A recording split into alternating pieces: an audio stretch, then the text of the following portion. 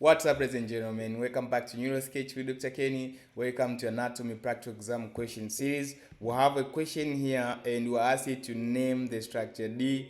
The part B, Roman 1, you are asked to name the origin of structure D. The second part of part B is asking the structure which is supplied by structure D. And last we have asked to name the clinical correlates of structure D. This is a traditional way of asking question in anatomy exam in such a way that everything is related to a single structure. Everything that you are asking in this particular question is related to structure D. And we have seen an alternative way of asking questions like we might have two different structures which are not related and the answers are independent, they're not affecting one another. But in this tradition, the answers of the answer in part A affects everything downside there, because if you fail to identify the structure D, you automatically fail the other parts of the question. So you have to be very, very careful when identifying the structure D. All right, so what's the structure D? We have two important nerves that are descending here. We have the vagus nerve and the phrenic nerve. So which between this is the vagus?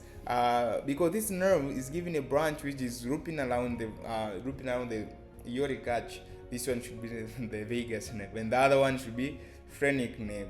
This is a phrenic nerve, this is a vagus nerve. But remember to put the side. This is the left phrenic nerve. Don't forget the word left phrenic nerve.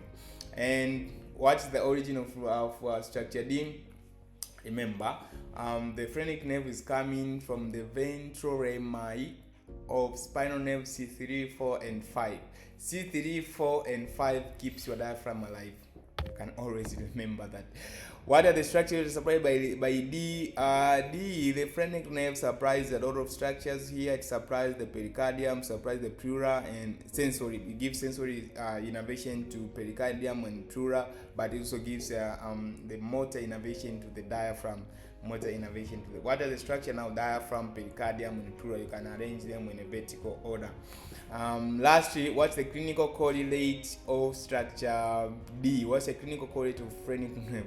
Well, in this case now we want you to mention what happens if we have troubles with phrenic nerve. So you can state maybe injury to it can result in paralysis of diaphragm because it affects the diaphragm, but we can also, because of sensory innervation, you can have referred pain from pericardium. In the case of pericarditis, you can have referred pain to the shoulder. Why referred pain to the shoulder? We all know about the dermatomes. All right, this is it about it today. Stay tuned, more to come.